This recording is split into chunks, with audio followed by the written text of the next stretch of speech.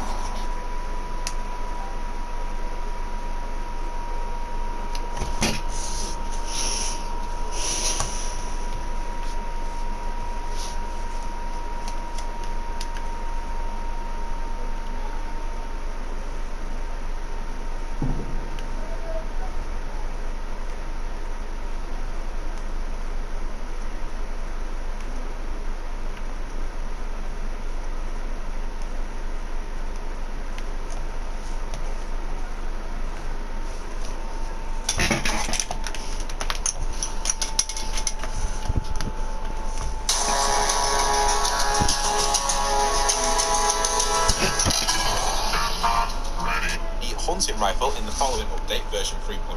In today's video, we go over the entire history of Fortnite, starting from Chapter 1 all the way to Chapter 3. If you guys are new around here, tap that subscribe button, and don't forget to tap a like on today's video. And let me know in the comments, what was your favourite season ever inside of Fortnite? Let's jump into the history of Fortnite. Here we go.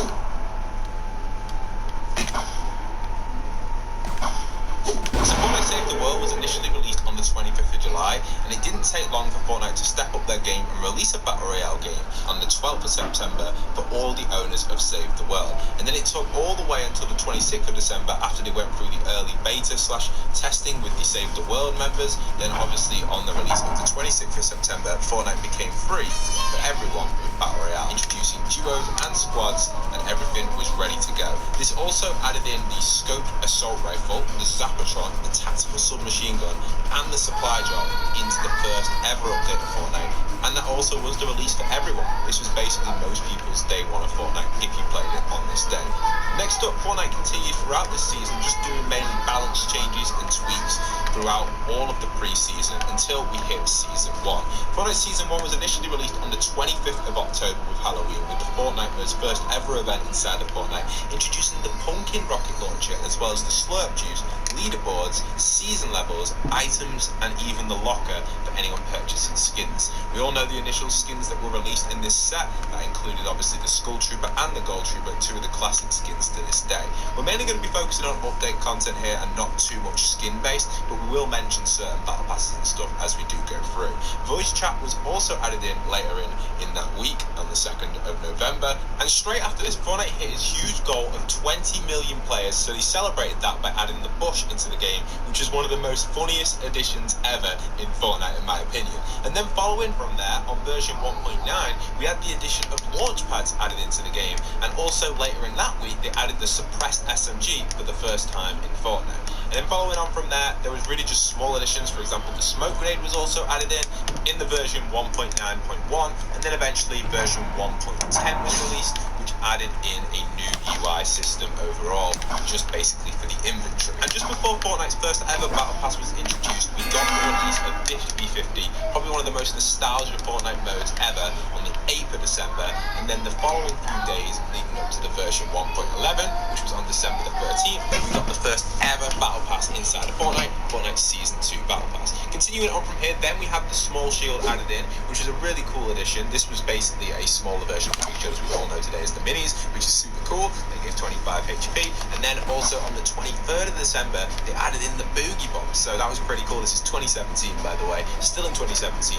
This was the last update of 2017, which was cool, because the Boogie Bomb got added in, as well as High Explosive game mode after 50.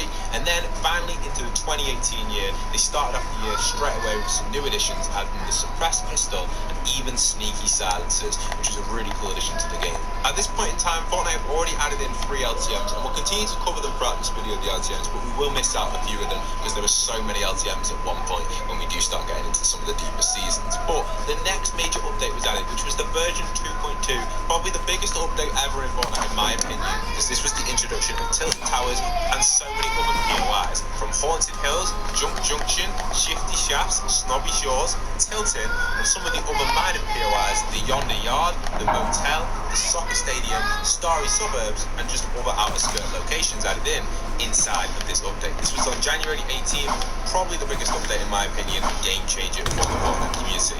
As well with this update, we also expected other content to get introduced. We had actually the Snowball launcher vaulted, which was introduced for one of the Christmas events previously. We also got the grenade launcher back unvaulted, which made a reappearance, as well as following on from here, the Chug Jug was introduced a week later in the update version 2.3, and then version 2.4 introduced the minigun, and then even after the minigun a week later, we even got the Cupid crossbow for the Valentine's event, and finally to end off the season, we got the introduction of the version 2.5 or 2.50, which was the introduction of impulse grenades, and unfortunately the classic SMG, which you guys remember, the original SMG was vaulted, and that was the end of Fortnite Season 2.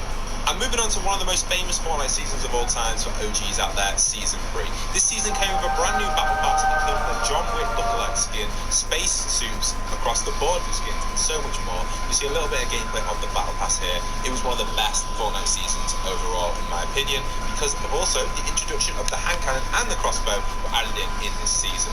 We also got the introduction of the hunting rifle in the following update, version 3.1, and even the introduction of Lucky Landing in version 3.1. Sadly, there were no major map changes on the release of Season 3. It only took a week later until they actually added in Lucky Landing, which was super awesome.